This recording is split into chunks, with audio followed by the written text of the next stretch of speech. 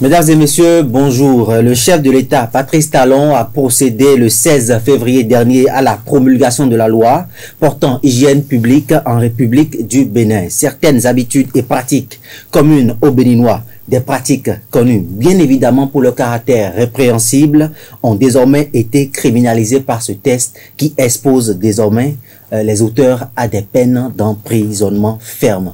Le sujet est au cœur de ce numéro de Carré Politique et pour en parler, Koshimo Rumbadji et Sergino Lokossou sont déjà en plateau avec moi. Koshimo Rumbadji, bonjour. Bonjour. Je rappelle que vous êtes journaliste à Bénin Web TV. Merci d'avoir accepté notre invitation. C'est vrai. Vous faites le débat ce matin avec Sergino Lokossou. Sergino, bonjour. Bonjour Paul, bonjour à tous les internautes. Vous êtes directeur de publication du quotidien VIF d'Afrique. C'est bien ça. La loi sur l'hygiène publique a été promulguée par le chef de l'État. Quelle est la note que vous attribuez donc à cette nouvelle législation? Je donne la note 5. 5. Koshimo Rumbadji? Ouais, je donne la note 6. 6. Je vais revenir à Sergino Lokossou. Il est vrai, ce n'est pas une nouvelle loi. La loi sur qui régit l'hygiène publique en République du Bénin date déjà depuis 1987. Elle a été toilettée. Pourquoi avez-vous donné 5?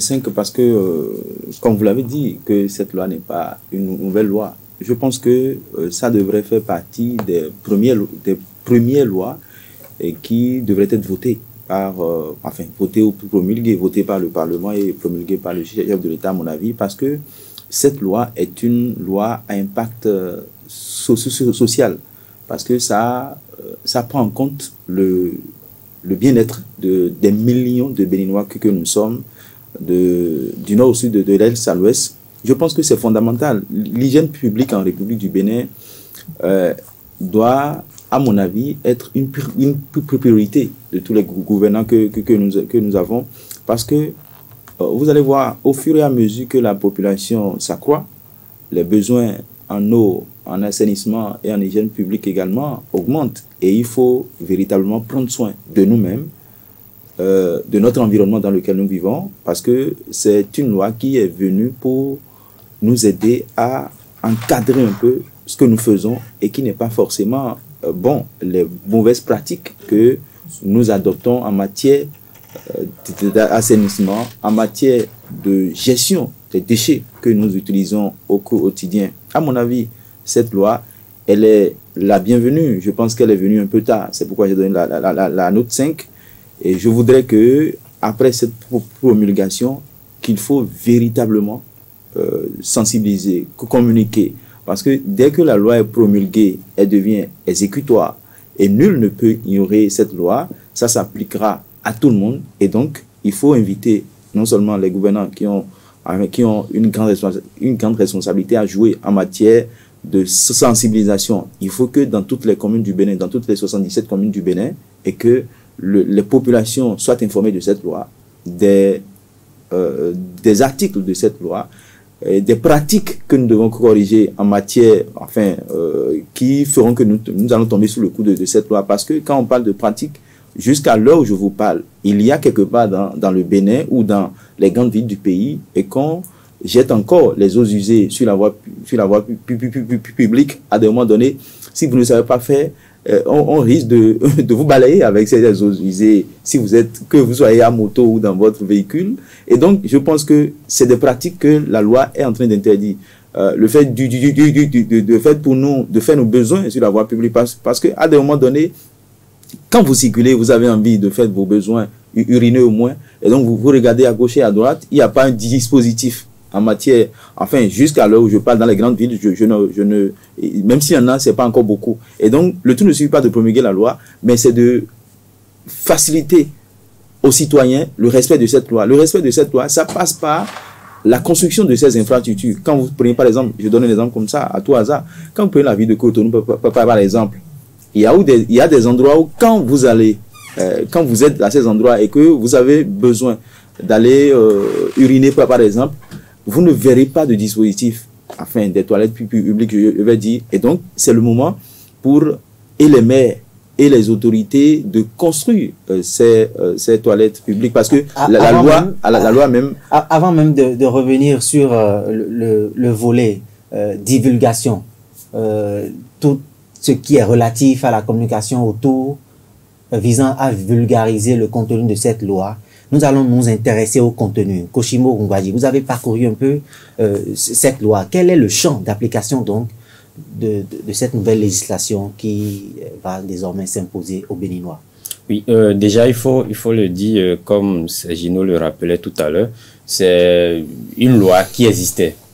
La loi a été toilettée et moi j'ai donné 6 parce que je fais beaucoup plus focus sur la mise en application. On a déjà vu plusieurs lois, beaucoup de lois qui ont été votées, mais qui sont restées dans les tiroirs. Les Béninois, les citoyens à la base ne sont peut-être même pas informés, alors qu'on dit que nul n'est censé ignorer la loi. Alors pour ce que j'ai vu à l'intérieur, je crois que la loi rappelle beaucoup de choses que nous savons déjà. À l'école, je ne sais pas si ça continue, mais en civisme et moral, on nous apprenait par exemple qu'il faut respecter les biens publics.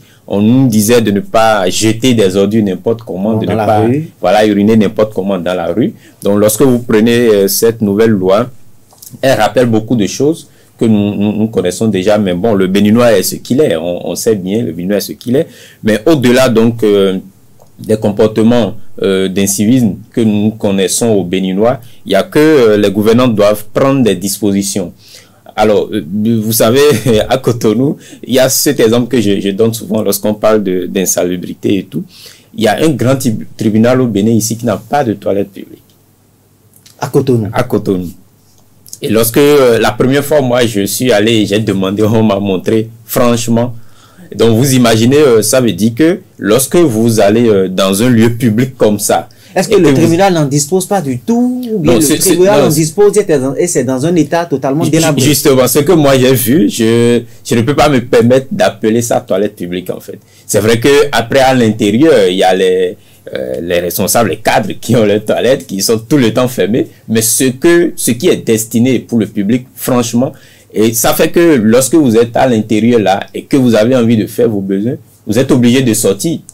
Et lorsque vous sortez en plein cœur de Cotonou comme ça, et regardez dans les encablures. Voilà, et ça passe quoi. Donc c'est pour dire qu'il y a des dispositions à prendre. Déjà dans nos grandes villes, on doit pouvoir mettre donc des dispositifs pour permettre aux gens, à tout moment, à n'importe quel moment, lorsque vous avez envie de faire vos besoins, vous les faites sans regarder gauche à droite. Et après ça, il y a aussi, comme il a dit tout à l'heure, nos bonnes dames, au niveau des voies, au niveau des pavés, les caniveaux, on sait ce que ça devient, les caniveaux à Cotonou, même à Calavi aujourd'hui et tout. Donc, je disais tantôt que la loi rappelle beaucoup de choses que nous savons déjà. Il faut aller à la sensibilisation, il faut aller à l'éducation donc du Béninois pour qu'ils sachent que désormais, enfin, même s'il n'y avait pas une loi, c'est des choses que normalement on doit faire, mais désormais il y a une loi qui encadre tout ça. Et lorsque vous le faites, c'est que vous êtes sous donc le coup de la loi. Sergino Lokossou, il y a dans cette même loi, il y a des prédispositions qui prévoient, ou des dispositions plutôt, qui prévoient des peines d'emprisonnement. Oui, je le disais tantôt, des peines d'emprisonnement, oui, toutes les lois, quand vous tombez sous le coup de la loi, il y a que on vous applique les peines prévues. Les peines d'emprisonnement prévues, je crois que ça va de 25 000 à 5 millions. Et comme il a rappelé, pour les amendes. Et comme il a rappelé, je pense que un travail fondamental doit être fait en amont. C'est-à-dire, je l'ai dit quand vous m'aviez fait ma première question, c'est de créer les structures qu'il faut, les toilettes publiques. Il a dit un tribunal à Cotonou, qui est la ville miroir du pays. Quand vous quittez l'étranger, c'est la première ville dans laquelle vous tombez. Je suppose qu'il y a un ressortissant d'autres pays qui a une affaire pendant peut-être devant ce tribunal-là, dont il n'a pas dit le nom, et qu'il vient, il a envie de faire les besoins et il voit cette toilette-là. Je pense que il faut, c'est vrai que la loi a été votée, promulguée, c'est connu de tout le monde, mais il faut créer les cadres qu'il faut pour permettre aux citoyens d'appliquer cette loi. De ne pas faire en sorte que le citoyen, c'est comme si on vote parce qu'il y a des amendes à payer, donc on attend le citoyen, parce que autant que nous sommes, on aura envie de faire nos besoins. Peut-être à la sortie de ce studio, quand il veut prendre la voie, j'aurais envie d'uriner. Et le temps pour moi de faire Calavi, Cotonou, peut-être que je n'ai pas trouvé de dispositif. Donc il faut que je garde peut-être au bord des pavés ou au bord du goudron. Je vois si quelqu'un passe. Je reste derrière, peut-être si c'est une voiture que je garde, je reste devant la voiture, je puisse uriner sur la voie publique et je continue. Donc je pense que il y a un travail qui doit être fait en amont, c'est de créer les cadres qu'il faut. Et je crois que dans la loi, instruction a été donnée aux maires de créer ces cadres-là. Parce que si les maires le font, ça va également constituer peut-être des recettes pour la commune. Je suppose qu'on crée par exemple 10, 30 toilettes publiques dans une commune par exemple, où pour y aller il faut payer 25 francs ou 50 francs. Regardez le nombre de personnes qui peuvent fréquenter ce truc-là par semaine, par mois et par an. Donc ça fait également des recettes pour la commune. Et donc je pense que c'est vrai, nul ne peut ignorer la loi. Déjà que c'est promulgué, c'est comme si tous les Béninois, des milliers de Béninois que nous sommes déjà informés de cette loi, des dispositions de cette loi, des peines prévues par cette loi. Mais il faut, à mon avis, créer les cadres qu'il faut pour permettre aux citoyens. Maintenant, ça, c'est du côté public. Maintenant, dans le privé, on n'a pas besoin de créer de cadres pour nous, chez nous, à la même maison. Quand on balaie nos chambres, nos rues ou bien la devanture de nos maisons, ce n'est pas l'État qui doit venir ramasser les ordures. C'est à nous-mêmes de mettre nos ordures dans un dispositif prévu, assez été fait, et de balayer régulièrement devant nos maisons. C'est important. Aujourd'hui, c'est un travail de sensibilisation, oui, mais le gros travail revient à nous les Béninois. Ne disons pas seulement l'État. L'État, c'est nous en fait.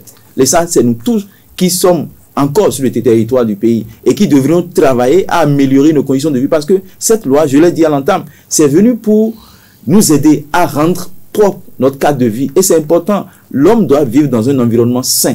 Et quand nous vivons dans un environnement sain, je crois que notre survie en dépend, notre bien-être en dépend. Et donc, il faut véritablement que les uns et les autres, qu'elles soient bonnes dames du marché, citoyens, quel que soit notre secteur d'activité, nous devons comprendre que également, il faut que nous maintenons notre environnement propre. Quant à nous qui travaillons peut-être dans l'administration ou qui travaillons dans les bureaux, qui jetons les papiers mouchoirs un peu partout et les pots de yaourt un peu partout, c'est maintenant de créer encore les poubelles. Dans les administrations, il y a des administrations qui n'en disposent même pas. Dans le privé, il n'y en a même pas. C'est la bonne dame qui a son sachet là dans son bureau et c'est elle qui met tout dedans, alors qu'on évite l'utilisation des sachets plastiques. Donc je pense que c'est une bonne chose. Cette loi qui a été votée, elle est bien arrivée, même si elle est arrivée en retard, elle est bien arrivée parce que il n'est jamais tabou. Elle existait. Elle existait. Elle a juste été toilettée. Oui, je n'en disconviens pas. Même si elle a été toilettée, je pense qu'on pouvait faire ça depuis, parce que ça impacte directement la vie de tous les Béninois. Parce que nous avons tous besoin d'un environnement sain pour mieux vivre. Que nous soyons à Cotonou, à Tchoumi, à Tiémé, à Fossa-Ogba, à Koklo-Fenta ou à Lindjinde, on a besoin tous d'un environnement sain. Et donc, il est important, à mon avis, que c'est vrai, les maires doivent beaucoup communiquer dans les communes, le gouvernement doit beaucoup jouer, et il faut miser sur la presse, les journalistes, les radios communautaires, la presse écrite, la presse en ligne, les titres de télévision, pour une grande sensibilisation, parce que notre suivi en dépend, et il ne faut laisser aucune presse dans ce processus de sensibilisation, à mon avis. Koshimo Vumbadji, il y a dans cette même loi le chapitre 11 qui évoque l'hygiène menstruelle. Est-ce que les députés ont eu besoin d'en arriver jusque-là? Qu'est-ce qui a conduit le législateur à légiférer pour l'hygiène menstruelle? Ça veut dire que dans l'administration publique et même dans les entreprises privées, que le dispositif pour recueillir les déchets liés aux menstrues des femmes doit être prévu. Oui, forcément. Et vous voyez la manière dont vous abordez la question, ça prouve que c'est un sujet tabou, et d'une manière ou d'une autre. Et quand on en vient à en parler dans une loi, ça veut dire que c'est quand même préoccupant. Alors, je prends juste l'exemple, lorsqu'on était à l'école, vous voyez, nos camarades filles avaient toujours des difficultés lorsqu'elles se retrouvent dans cette période. Déjà, l'école ne dispose pas donc du cadre qu'il faut. Donc, quand tu viens à l'école le matin et que tu tombes dans cette situation, c'est que tu traînes ça du matin jusqu'au soir. Il y a même surtout dans les collèges publics où les élèves quittent très loin. Vous imaginez, c'est que tu finis la matinée et tu dois encore rester là dans l'après-midi jusqu'au soir. Vous imaginez un peu ce que ça peut faire. Alors désormais, la loi demande que les cadres ou les dispositifs soient donc installés dans les écoles pour permettre donc aux filles, lorsqu'elles tombent dans cette situation, de pouvoir changer ce qu'il faut, en tout cas de pouvoir se mettre à l'aise normalement. Et je ne pense pas que jusqu'à l'heure où nous parlons, s'il y a c'est vrai, lorsque vous allez dans des administrations, dans des structures données qui ont quand même des toilettes en bonne et due forme, bon, c'est encore possible la chose. Et vous allez quand même constater que le législateur a mis beaucoup plus l'accent sur les établissements scolaires. Parce qu'on sait que déjà, même en termes de toilettes ordinaires, c'est pas ce que ça doit être dans beaucoup d'établissements déjà. Donc, il faut, au-delà de ça, mettre en place le dispositif qu'il faut. Moi, je pense que c'est très important parce que c'est très gênant quand même pour les filles de traîner ça. C'est très gênant et c'est pas du tout intéressant. Donc, en matière d'hygiène, c'est pas intéressant, c'est quand même un danger pour elles-mêmes, mais pour aussi leurs camarades qui sont dans l'entourage. Donc, je pense que bon, après on peut se dire est-ce que on avait besoin d'utiliser les mots ou les expressions, mais je pense que pour la compréhension de tout le monde, je trouve que il n'y a pas de problème à se faire à ce niveau et j'espère vivement parce que ça m'intéresse sérieusement parce que comme je l'ai dit, c'est une situation qu'on a, enfin, bon, je veux pas dire qu'on a vécu personnellement, nous ne sommes pas des femmes, mais on a vu quand même des camarades, proches, voilà, des proches, des camarades femmes vivre ça. L'article, je crois, 119 de cette même loi fait obligation aux établissements publics et privés de prévoir, par exemple, le linge menstruel, les serviettes. Ça veut dire que les femmes qui vont se retrouver dans des situations de menstruation en plein public doivent se rendre désormais dans ces lieux-là pour se changer. C'est ça. Oui, c'est bien ça. C'est bien ça. Et je l'ai dit, la mesure est bien trouvée parce que c'est vrai que bon, aujourd'hui il y a beaucoup de femmes qui la méthode traditionnelle est quand même un peu reléguée aujourd'hui au second plan parce que avant, lorsqu'il n'y avait pas les dispositifs modernes qu'elles portent aujourd'hui, les serviettes, voilà, avant c'était des pagnes et tout. Oui. C'est vrai qu'aujourd'hui le dispositif moderne est un peu plus ou moins confortable, mais de toutes les façons, on va dire très confortable, voilà, mais de toutes les façons ce n'est jamais agréable pour une femme de traîner ça du matin au soir et ce n'est pas possible. Donc que ces dispositifs soient mis en place dans les établissements, je pense que c'est une très belle chose. Sergino Lokosso, je vous ai senti impatient de prendre la parole. Impatient parce que je pense que le législateur, si le législateur a prévu cela, c'est pas un certain nombre de faits. Je l'ai dit souvent, que toutes les lois que nous votons viennent corriger des situations de honneur. Et en matière de menstruation, moi j'ai eu la chance, c'est une chance de rester dans les encablures de l'université. Quand j'étais à l'université, notamment les quartiers, enfin, le seul quartier environnant de l'université, le quartier Zobadje. Mais j'ai constaté, dans la zone dans laquelle j'étais resté, il y a encore un peu de brousse dans cette zone-là. Enfin, il y a des maisons où derrière ces maisons, il y a encore un peu de brousse. Mais le constat que j'ai fait, c'est que quand je passais, à chaque fois que j'allais au cours, il y avait des couches de menstruation qui sont jetées derrière ces maisons. Et donc, je me disais que c'est un danger pour ces femmes-là qui jettent. Il y a du sang là-dedans et elles les jettent comme ça. Danger parce que... Le volet spirituel. Le volet spirituel, c'est un danger. Je ne suis pas un initié, mais je sais que c'est un danger, on me l'a dit. Je sais que c'est un danger. L'autre danger également, c'est que ça pollue notre environnement. Et donc, si le législateur en aille jusqu'à aller sur les menstruations, c'est que c'est important. C'est vrai, c'est chaque mois que nos femmes, nos sœurs, nos amis, nos épouses, nos amis IES, nos épouses, nos mères font cette menstruation, on va dire. Mais je dis, il faut essayer de ranger les couches qu'elles utilisent. Il faut rappeler les choses à leur nom.